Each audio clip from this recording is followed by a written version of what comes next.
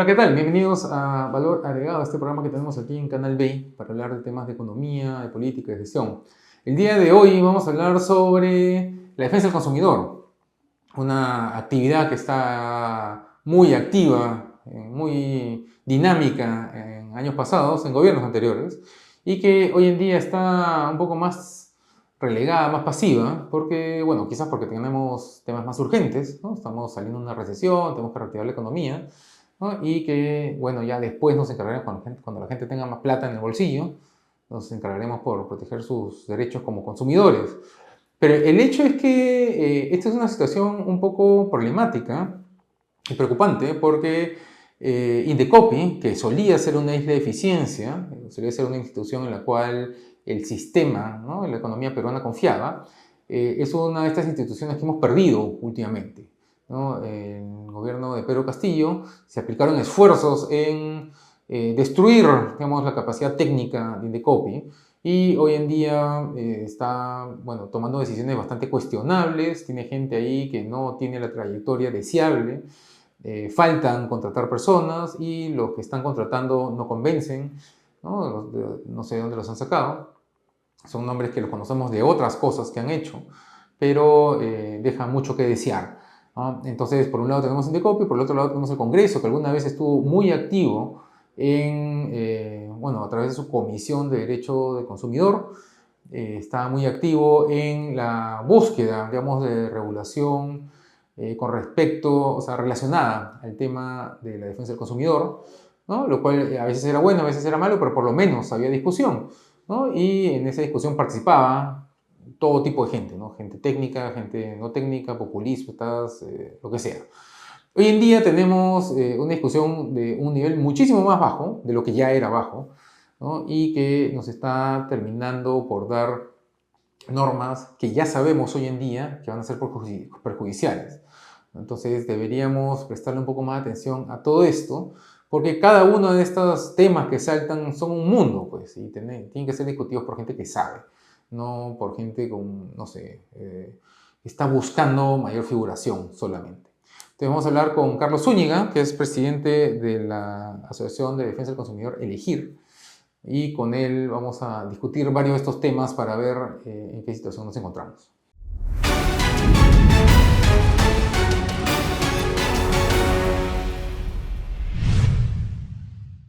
Bueno, pues entonces hablemos de la defensa del consumidor, que de hace tiempo pareciera que está en un segundo plano, ¿no es cierto? Porque las discusiones ahora son más urgentes, más inmediatas, Sí. que, no sé, que la recesión.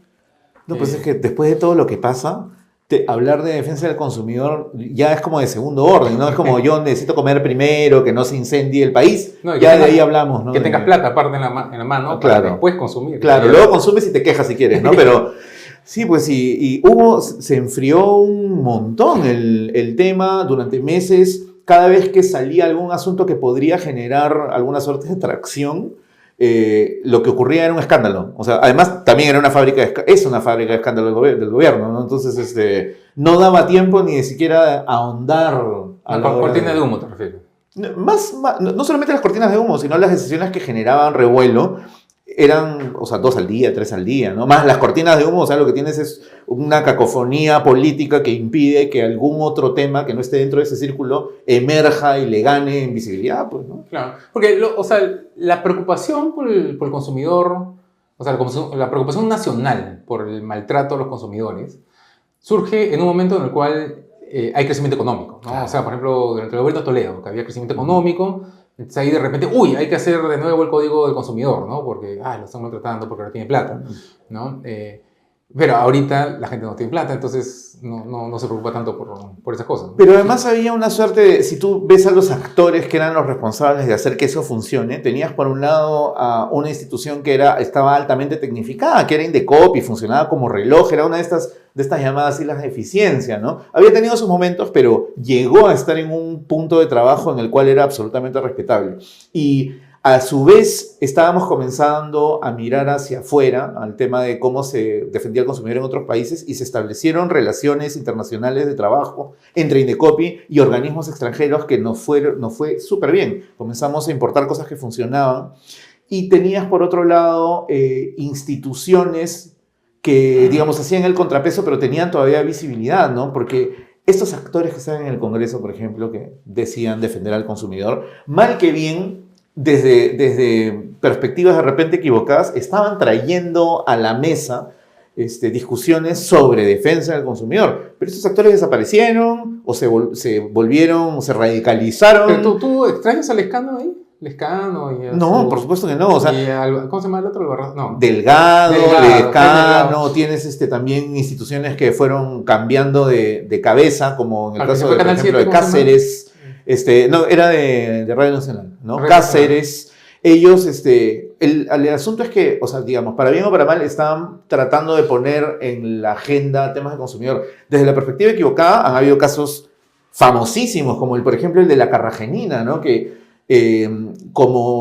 durante el famoso problema de la leche, ¿no? De Pura Vida. ¿Eso? De Pura Vida, ¿no? El escándalo de Gloria.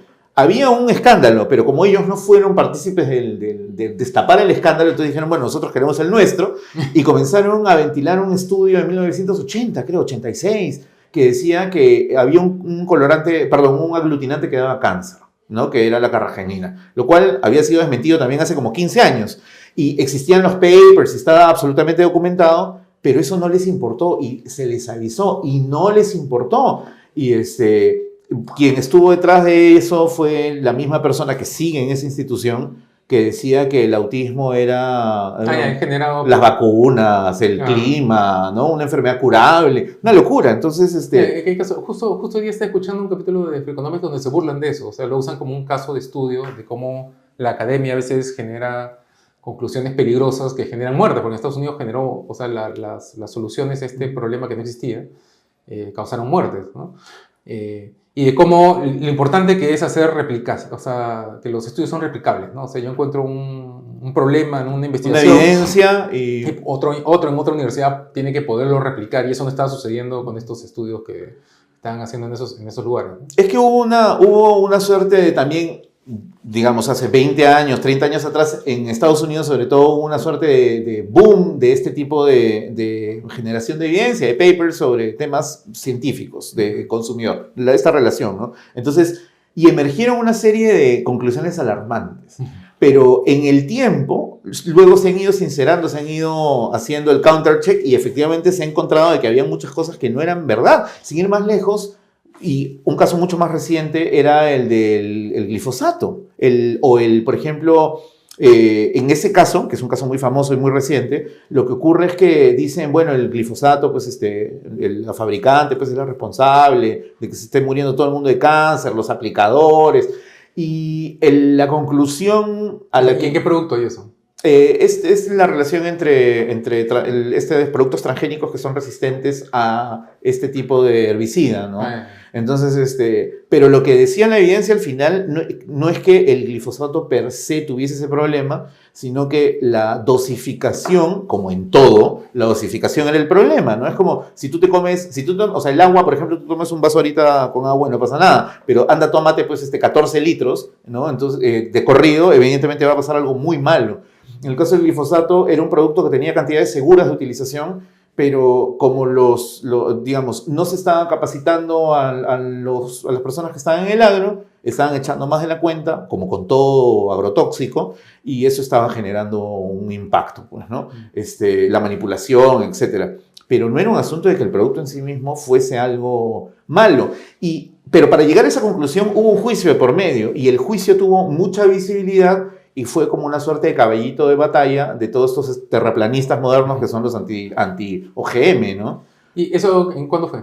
Esto debe haber empezado hace unos 6 años más o menos y se ha ido desarrollando hasta el año pasado. Y eso pasa con algunos productos en los cuales incluso uno que quiere saber... O sea, porque si yo quiero manipular a la gente, leo y digo, ajá, la realidad es esta, pero voy a decir esto otro. Voy a leer el estudio previo. Claro, y voy a ver cómo lo manipulo, ¿no? O puede ser que te la creas, ¿no? Como muchos de estos casos que estuvieron en el Congreso, estoy seguro que se la creían, o sea, se creían su flor. O que estuvieron de ministros en este gobierno que continúa con otra cabeza, ¿no? Claro, pero hay otros casos en los cuales... O sea, es como si no hubiera forma de saber, porque es como cuando todavía se discutía si el cigarro era bueno o malo en los 60s, o sea, ¿no? Y el caso que se me ocurre es el de los vapes. Los ¿no? vapes. Los vapes, porque tienes un grupo de gente que es medianamente respetable, que está a favor de los vapes, porque supongo que ellos fuman vapes, ¿no? Claro, no hay otra razón de repente. Claro, supongo que ellos fuman, a sus hijos fuman, y dices, bueno, vamos a defender esta vaina. Y por el otro lado tiene gente un poco más científica que te dice, no, que eso, o sea, igual es perjudicial, no puedes estar solo vendiendo a menor de edad. Y hay un enfrentamiento ahí de data, de evidencia.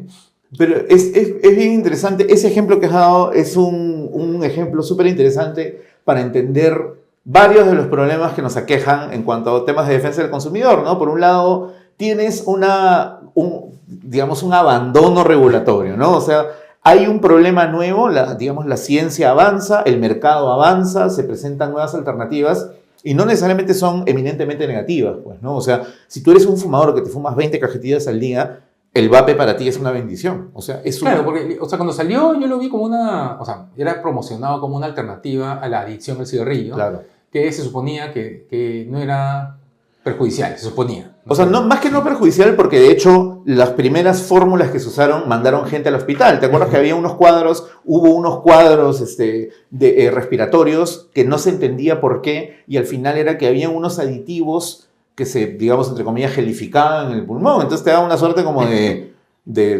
edema en pausa, ¿no? Y mandó mucha gente a la clínica. Eso fue en los albores, se han ido mejorando las fórmulas.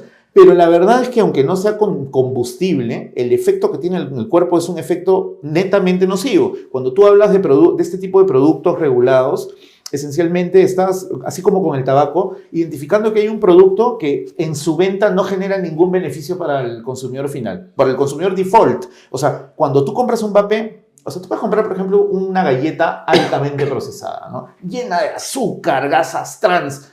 Esa galleta, en el peor de los casos, igual nutre, tiene una carga nutrimental. Y es rica, pues. Y además que la disfrutas, es como comerse una torta de chocolate, ¿no? O sea, es una decisión personal, pero tiene, por más cosas negativas que pueda tener su consumo prolongado o su consumo inmediato, tiene cosas buenas también, ¿no? Nutre también. En el caso de estos productos consumibles, no tienen ningún componente, o sea, no te aporta media vitamina, un cuarto de proteína, nada. Es un químico que genera impacto negativo sobre el cuerpo y tú pagas por eso. Ahora, también es rico, pues no tiene olorcito. Es rico, pues, ¿no? Pero el asunto es que si tú ya vienes de una alternativa a ese producto que es más dañina, es positivo que hagas esa migración. Es una suerte de uptrade que haces al menos nocivo. Entonces, que haya disponibilidad del producto para esa persona me parece maravilloso. Eso es lo que arroja toda la evidencia, pero el asunto es que como la evidencia dice, o sea, como los estudios dicen, sí, es positivo para ellos, lo que hacen es tapan el para ellos y dicen, es positivo, ahí dice que es positivo. Y eso al final lo que hace es que nadie se preocupe de generar el marco regulatorio para poder abordar un producto nuevo que antes no estaba contemplado en otras leyes. Ahora, ¿qué pasa? Tú tienes niños menores de edad que están expuestos a publicidad que hace ver los productos de vape como la cosa más cool de la galaxia, sin ningún tipo de advertencia, y que tiene el child appeal de ese sabor a chicle globo. Hazme el favor. O sea, la saborización de los cigarros se regularon durante el gobierno de Alan, sin ir más lejos, porque eso generaba que los menores no fumadores rompan la barrera por probar. En cambio, si esta vaina supiese a glicerina con aire, o glicerina con mentol, entonces la probabilidad de que un menor quiera acceder, teniéndolo bien regulado y publicitado en los lugares correctos, sería muchísimo menor. ¿Pero ahorita no está regulado? No. Okay. O sea, cero. Ni siquiera una versión, claro, porque hay mucha gente técnica que dice, no, pero no debería ser igual que el tabaco. Claro, no debería ser igual al tabaco, pero habría que ver en qué cosas sí coincide, que es el producto eminentemente nocivo, el tema de que genera adicción en el tiempo. Entonces hay que regular esos componentes. Hay que limitar la exposición de menores a ese tipo de publicidad. Hay que limitar los componentes que le dan ese child appeal. Entonces, Y esencialmente pues la regulación va a terminar pareciéndose mucho, ¿no? Más bien que el fumador que quiere acceder a eso tenga en los mismos canales donde le llega la publicidad de tabaco, que le llegue eso también para que haga la migración, porque eso reduce las externalidades y nos conviene igual, ¿no? Claro, porque hay un montón de cosas, o sea, hay un montón de elementos sutiles en la publicidad del cigarrillo, por ejemplo, que son cruciales para que niños no entren, ¿no? O para que si empiezas a fumar sea o sea, no sea porque, es cool, ¿no? Entonces, en Europa, por ejemplo, se limitaba a que no se pueda ver gente fumando. O sea, no se pueden ver personas fumando. De tal manera que tú no aprendas a fumar en la propaganda. Claro. Entonces, no aprender que, ya tengo que aspirar y después botar como lo vi en la propaganda, ¿no? Sino que tú tienes que haber aprendido en otro lado, ¿no? O con tus peers, o con tu papá. Y después ya vas y compras tu cigarrillo, ¿no? Entonces, esa diferencia sutil redujo la iniciación en el cigarrillo un montón. De tal manera que hoy en día hay lugares donde, o sea, antes yo iba y veía gente fumando pero hasta por gusto, y hoy en día ya es hasta difícil conseguir un encendedor, ¿no? Porque ya casi nadie fuma. Es verdad. Pero, claro, esta reducción de estas herramientas para poder inocular el consumo temprano no se redujeron por la buena voluntad de las tabacaleras, pues, ¿no? O sea, hubo un endurecimiento progresivo global de las herramientas a las que podía acceder el vendedor de tabaco. Entonces, claro, pero eso vino acompañado, o sea, eso vino precedido en realidad por la investigación en los efectos del consumo del cigarrillo. Claro. ¿No? O sea, en el momento en el cual ya se empieza a encontrar fehacientemente que fumar no solamente, que era el discurso de antes, no, fumar no te mata, incrementa las probabilidades de que otra cosa te mate, ¿no? Era más o menos el discurso, ¿no? De que era parte de un estilo de vida insano y claro, ahí terminaba pues con cirrosis. Claro, pero si ese deporte, otras cosas, eso se compensa, ¿no? Entonces, conforme ha ido saliendo nueva investigación, ya quedó más claro y ya se puede endurecer, ya hay sustento para endurecer la regulación. O sea, no fue como que, las odio las tabacaleras y ahora vas a ver, ¿no? Y salgo y las aplasto. Claro, o sea, pero de hecho, en el momento en el que surgen, o sea, en el que se comienza a replantear el marco regulatorio para la venta de tabaco, no era que salieron los estudios y dijeron, bueno, señores, vamos a cambiar la regulación. Fue a la una, a las dos, claro. Como cuyes salieron corriendo. Sino que lo que ocurrió fue que primero hubo la suerte de la respuesta de la tabacalera, ¿no? La de, miren, frente a estos estudios lo que vamos a hacer es vamos a cambiar el color de las cajetillas, ¿no? Vamos a reducir el tamaño. O sea, hubo esta suerte de sachasoluciones que eso se hace en múltiples mercados, ¿no? Son herramientas que sirven para que el infractor, digamos, el agresor, el que está cayendo en falta, el proveedor, dé la impresión de que está comprándose el pleito y solucionando las cosas, ¿no? Pero lo que se vio y, digamos, la presión fue tan fuerte de la evidencia y de la divulgación de la evidencia, que ese es un tema trascendental en temas de consumidor. Que lo que falta acá mucho, ¿cierto? Porque hay mucha data que existe y no hay quien la divulga. Antes teníamos gente que la divulgaba más en televisión, no sé, ahora tú lees tu nota de prensa, ¿no? O sea, en radioprogramas, por ejemplo, recién nota de prensa, lees. Si tiene falta ortográfica, la lees. La leen tal cual, ¿no? Y yo le he visto, o sea, que leen cualquier tontería. Entonces, ya no hay alguien que procese, que mientras esté leyendo, aguanta, esto no cuadra, ¿no?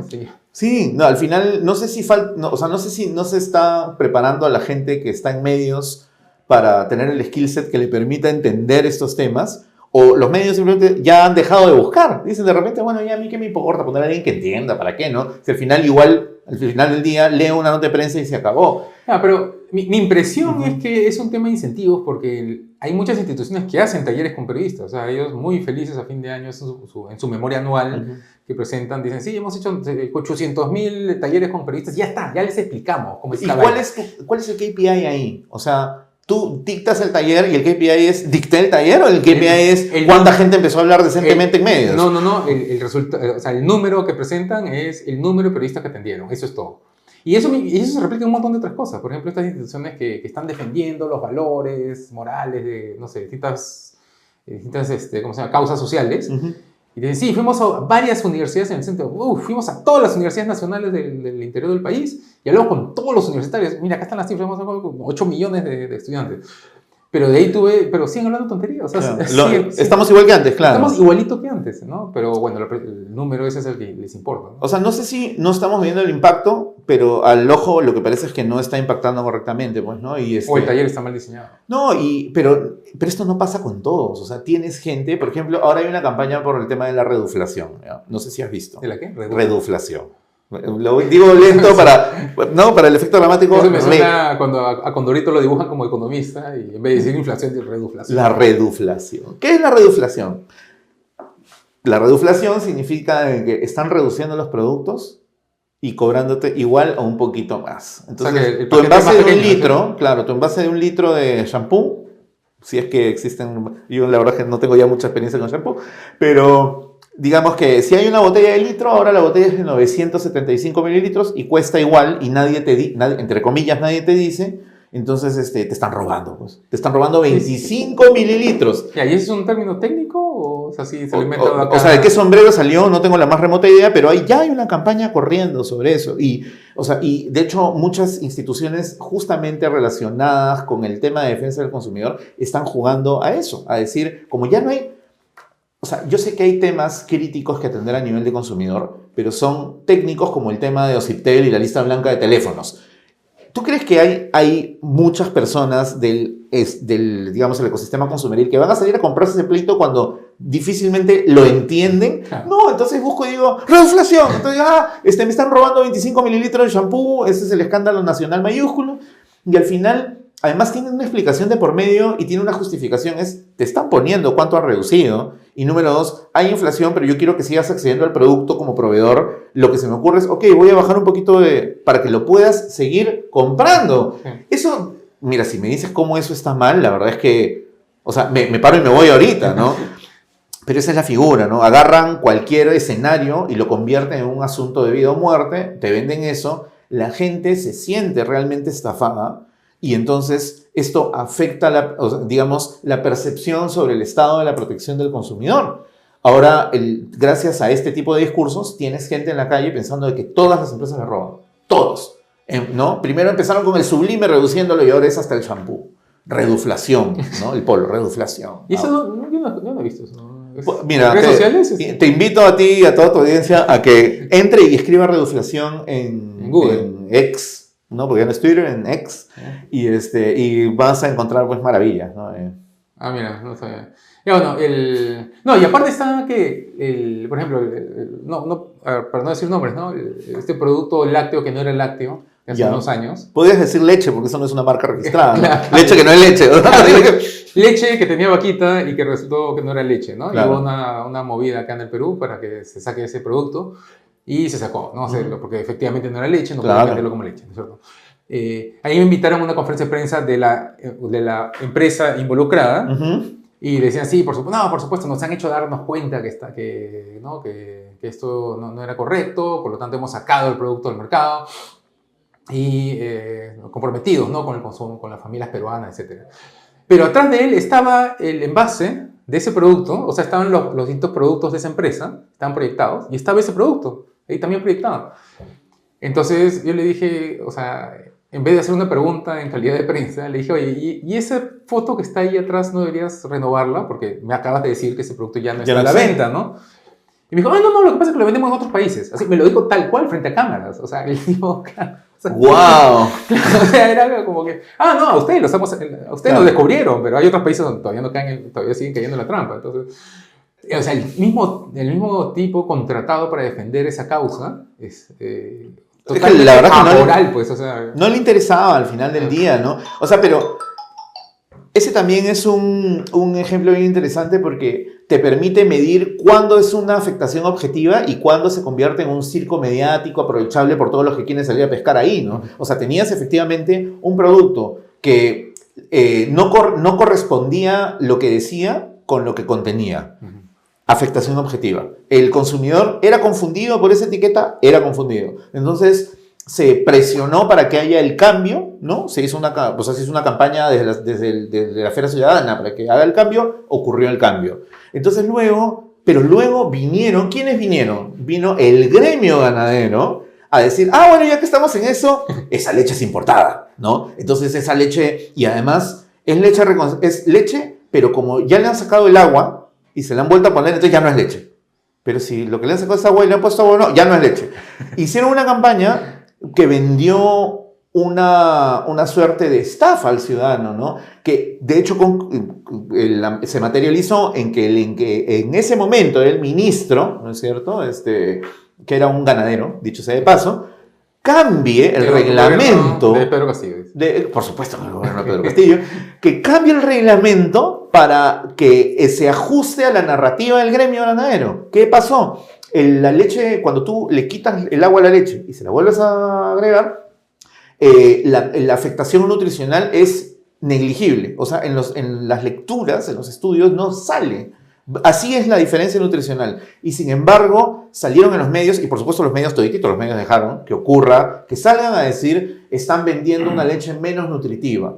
No, lo único que variaba era la calidad del insumo, y cuando me refiero a que variaba, significa que mejoraba. Porque la leche de la producción nacional es muy irregular en sus indicadores de grasa, de proteína. Muy irregular. Muy irregular. No hay como una suerte de estándar, o sea, el que fabrica, el que compra a los proveedores, no tiene una garantía de que va a llegarle una buena leche. Entonces, ¿qué pasa? La corrige. ¿Y cómo se corrige la leche cuando está muy aguada? Por ejemplo, con leche en polvo. Pues. Entonces, lo que estábamos haciendo nosotros era importar, corregir y comercializar, ¿no? Eso era lo que pasaba en nuestro mercado.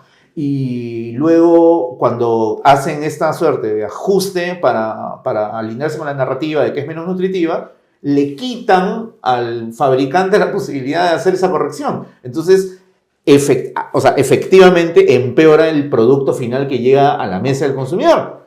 Y por supuesto, eso fue exactamente lo que pasó y así es donde estamos, ¿no? Y eso ahorita, una campaña porque la campaña que se hizo contra el producto original que estamos hablando hace varios años, sí, fue una cuestión organizada, ¿no? O sea, varias organizaciones de defensa del consumidor se sumaron al carro, ¿no? O sea, fue bien orgánico, más bien. Claro, pero por eso, o sea, no fue como una conspiración, sino que fue algo orgánico, como tú dices, ¿no? O sea, claro, se fueron organizando y fue algo que empujó. ¿Algo así posible hoy en día? Porque hoy en día están mucho más desarticulados y los 2 o 3 líderes que antes habían, ¿no? Que eran radicales, antisistema, lo que sea, pero estaban ahí presentes, ya no están activos, ¿no? O sea, uno está destruido, el otro está desaparecido, el otro... Bueno, uno después tuvo una ley controversial y eso lo dejó quemado y cayó en desgracia. Eso fue durante Humala todavía, porque entró con Humala al Congreso y ahora se ha dedicado a hacer TikToks. Y bueno, no le está yendo tan mal, pero está haciendo TikTok. De los 3, el más bajito, por no decir un nombre. El que, digamos, el más peinado. Okay. Y de ahí tienes uno que salió de la esfera de los medios, porque tenía su propia antena y ya no tiene antena. De ahí, o sea, en general se fueron perdiendo los espacios, pero además parece que no hubiese mucha intención de articularse, pero además, como cada quien está a la cacería del próximo tema controversial, no necesariamente es el tema más importante para el consumidor, es el tema que me genera a mí más cámara. Entonces, más clics.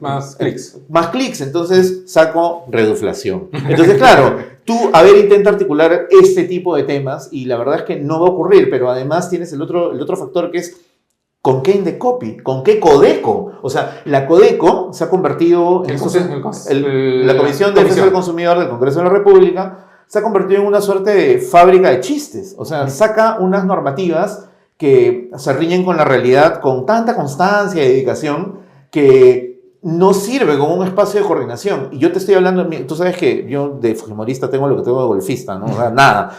Y sin embargo, durante el último congreso que llegó a su fin, o sea, hace, ¿no? En ese congreso, la Codeco la tuvo el fujimorismo y el trabajo que hicieron, más allá de que hubo algunas, digamos, iniciativas cuestionables, el trabajo fue un trabajo bueno y fue un trabajo articulador. Ellos, la Codeco, abrió un espacio que era el que no estaba haciendo en ese momento Indecopi y comenzó a llevar una vez al mes a todas las asociaciones inscritas y no inscritas a la mesa, a conversar, a ver ya, ¿qué temas tenemos en agenda que son los más importantes para el país? Y los levantaban y claro, de ahí hacían cherry picking, ¿no? A ver qué le convenía al Congreso más, no importa, pero ya ahí todos cara a cara sabíamos qué cosa estaba mal y dónde estaba saltando, que a veces era un tema, digamos, en magnitud país. Eso ya no pasa ahora, pero ni por casualidad. Ahora ya ni siquiera antes me mandaban el Código de Defensa del Consumidor en un librito impreso con las actualizaciones normativas. Ahora tú crees que existe. No sé ni siquiera si existe esa versión, ¿no? Yo ya la hago en mi Word, así. ¿Quién es, o sea, quién es la cabeza? Porque si nosotros hablamos, por ejemplo, ya vamos a hablar de el congresista que está luchando para que privaticen Petroperú, por decir algo. Ya tú sabes que es Cabero, ¿no? Después, si hablamos de el que está luchando por los derechos de los policías, ¿no? Porque lo están maltratando, ya, Rospigliosi, tú sabes que es ese. Pero ¿quién es el congresista que está luchando por los derechos del consumidor? Pero de verdad, no... O sea, de veritas, no que diga. Claro, no de floro, porque antes tú tenías, como tú dices, en el último congreso que terminó, ahí tú tenías 2 o 3 que eran los que estaban activos y que están tratando, o sea, si bien no eran unas lumbreras o tenían no habían estudiado, no tenían un doctorado en defensa del consumidor, estaban preocupados en estar preguntando, ¿no? Llamaban a la gente. Tú no tienes que ser un todólogo, tienes que llamar gente que sepa. Ese es o sea, el núcleo de todos los temas es así. Claro, el Congreso debería funcionar así. Sí. Pero hoy en día no hay nadie, ¿no? No, o sea, pues no hay nadie. ¿Sabes cuándo fue que se terminó de destartalar? Incluso el Congreso, este Congreso HIPO, que fue luego de uno de los últimos que duró poquito, el último que duró poquito, todavía había, yo recuerdo, a mí me invitaron a una mesa de trabajo sobre el tema de precios de medicamentos y el tema de coberturas de seguros, que era uno de estos temas que se habían levantado en una mesa de trabajo anterior y un congresista, que de hecho, Dittel, ¿no? Que a mi parecer hizo una súper buena chamba. Dittel hizo una mesa de trabajo, además heredando una iniciativa del Partido Morado. O sea, no había estas mezquindades horrorosas de yo no te voy a levantar tu tema porque no lo hice yo, sino que, ok, se quedó el Congreso pasado una mesa inconclusa, un trabajo inconcluso, y Dittel con el fujimorismo lo toman y se sigue avanzando. Y fue, de hecho, un súper buen trabajo. Y una vez que terminó ese Congreso, lo que ocurrió es que entró Perú Libre a la mesa de la Codeco, si no me equivoco, y lo primero que pasó fue, no quiero que llamen a ninguna de las asociaciones, excepto las que hablaron bien de nosotros durante la campaña, que fueron 2. Entonces, todo ese trabajo conjunto se fue al hoyo, porque además, cuando tú tienes una mesa de trabajo sectorial, tienes a todos los actores que incluye a la industria, a los mayoristas, a los minoristas, todos los que intervienen en un mercado. No es que al que reclama, al que marcha, al que quema, al que bloquea, y la empresa que vende, ellos no, ¿para qué? Entonces, claro, pues, ¿qué resultado técnico sacas de una mesa así? Claro, ¿qué es lo que pasó con la ley de cine, ¿no? La que tú ahora estabas criticando, porque esa ley la sacó por decreto.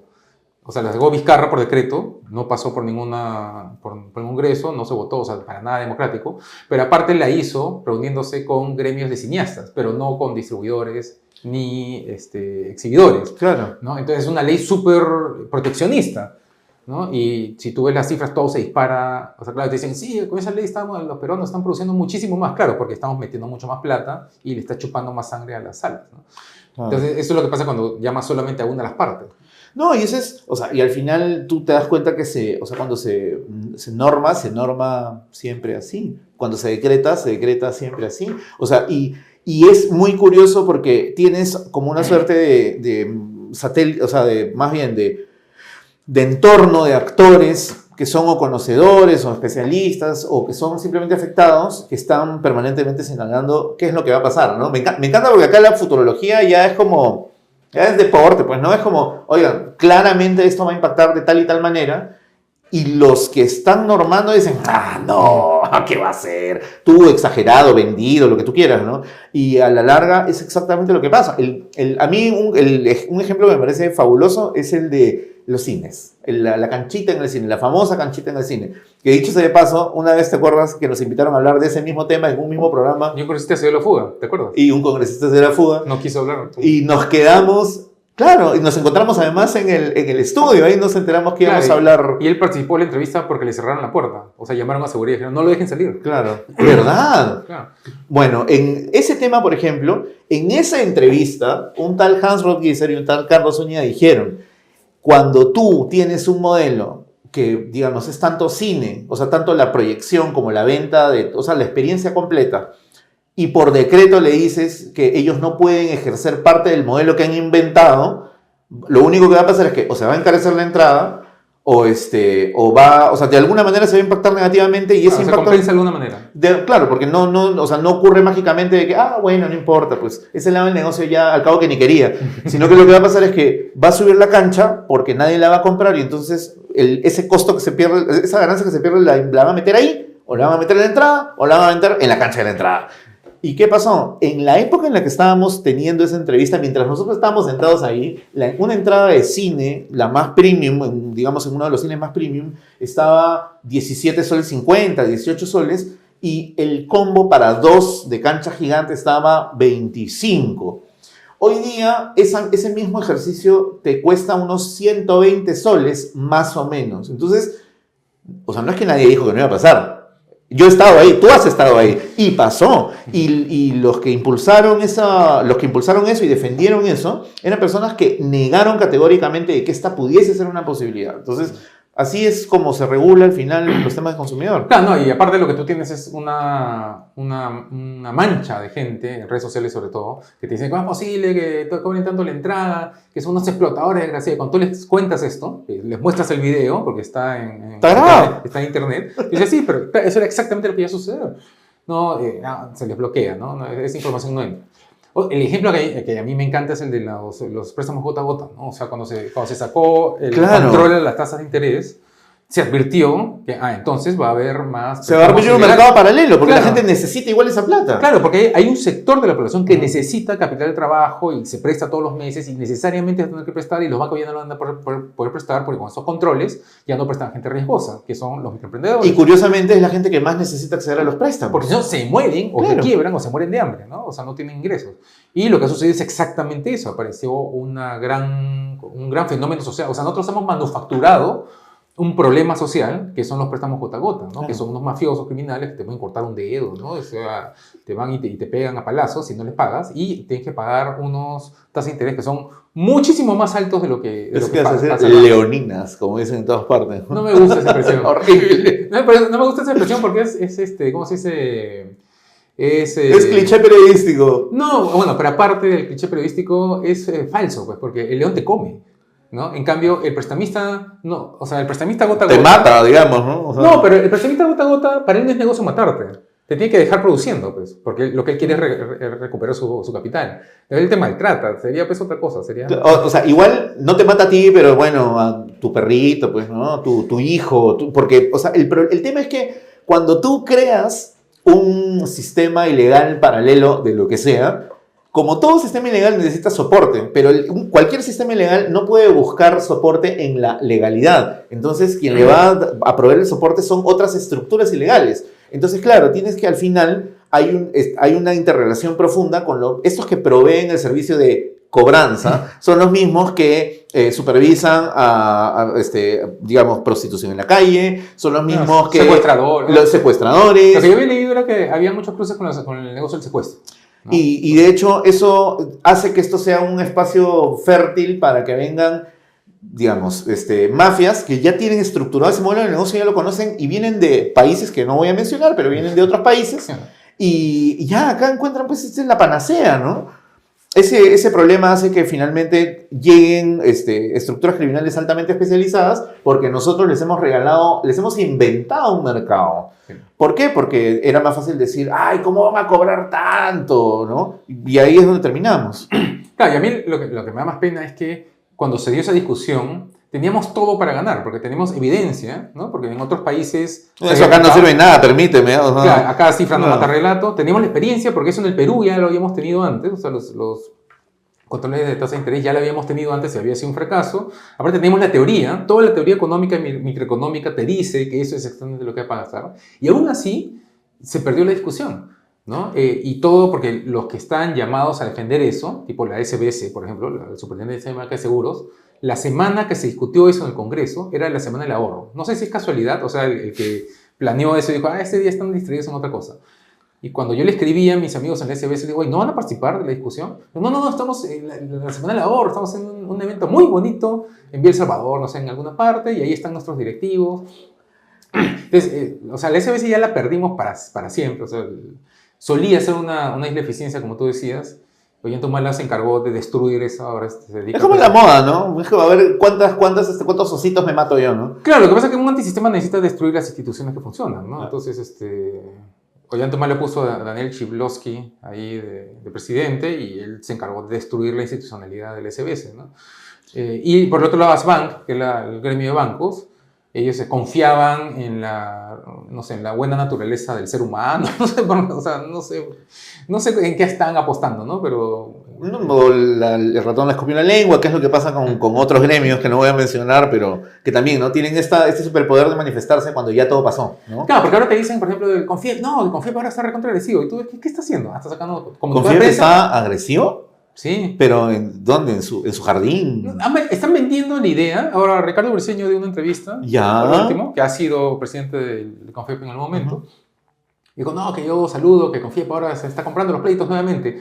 Y dije, ¿qué? ¿Qué pleitos? Entré de la página web y lo que está haciendo son sacar comunicados en PDF. Listo, eso es todo, ¿no? Ni siquiera lo firma a nombre propio, sino lo firma Confiep, ¿no? Entonces, de tal manera que si un, no sé, pues un prestamista gota a gota le dice, no, aguanta, no, Confiep, no va a ir pues a Camino Real a la oficina a esperar con su palo a que se parezca a alguien, pues, ¿no?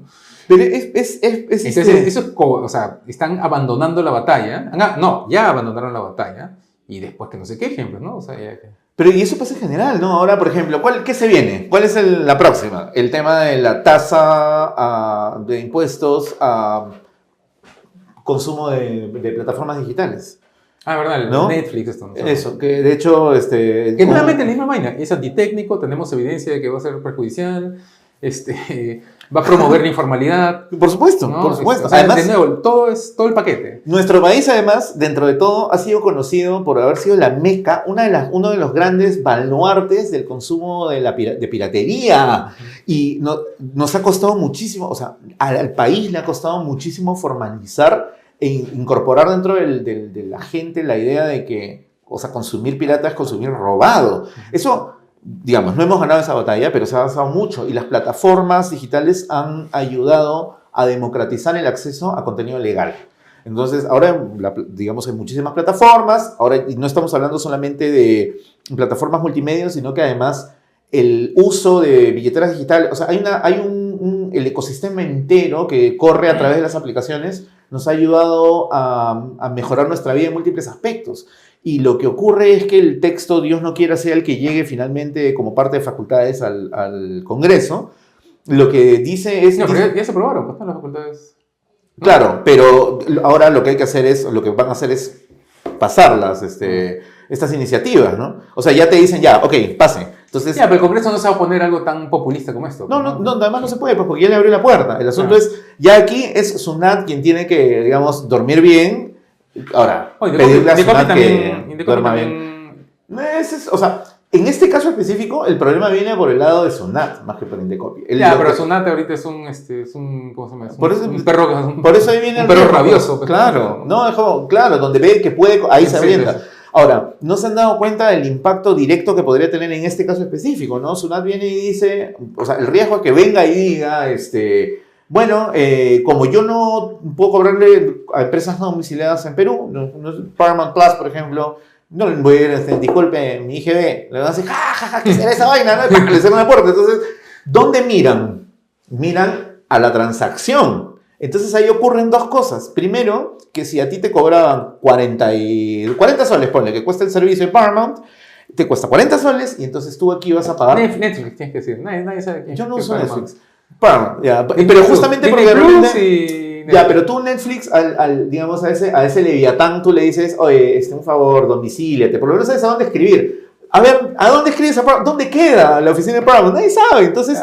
No, ¿sabes cuál sería buen ejemplo? Chatter. Chatter es un Netflix solamente de película de terror.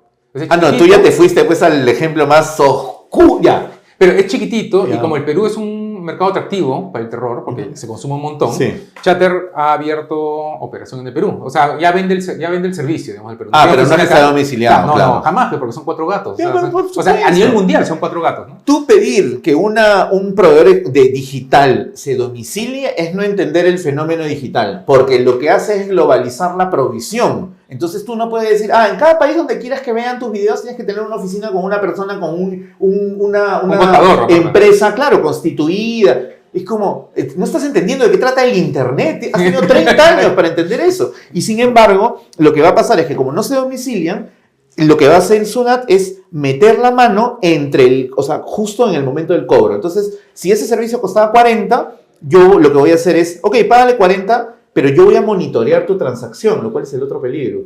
Sunat va a tener acceso a todo el flujo de tarjetas de todos los peruanos, porque con tarjeta es la única manera de pagar, porque es la única manera en la que tendría Sunat para saber cuándo te cobro impuesto y cuándo no. Esto era de no sé, pues de un streaming en Latvia, ¿no? Entonces, y costó 10 euros, yo te cobro acá los impuestos, pero en el proceso yo voy a saber si ves porno, si estás suscrito a cosas estratosféricas, pero no solamente eso, para saber a qué transacciones no cobrarle, voy a conocer todo tu flujo de tarjeta. Y eso ya es una invasión a la privacidad de padre, señor mío. O sea, no conozco a ninguna persona que defienda derechos básicos que pudiese estar a favor de una medida de esa naturaleza. Y sin embargo, es donde estamos ahorita. Claro, sí. Bueno, pues muchas gracias por actualizarnos en todos estos temas. Ya vamos a tener que estar siguiendo cada uno por separado, para ver si alcanza el tiempo. Pero bueno, ya, muchas gracias. Estamos viendo. Un gusto. Ya volvemos.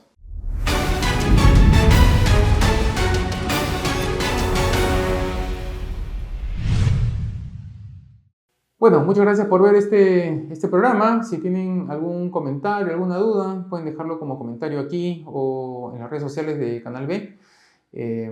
Si quieren seguir el trabajo que hace Carlos Zúñiga a través de la asociación Elegir, pueden buscarlo en sus cuentas, en TikTok. Ahora está bastante activo. Ahí explica o da mayores alcances sobre los temas de los que he hablado hoy día. Y si no, podemos volvernos a encontrar la próxima semana para seguir hablando de economía. Nos vemos.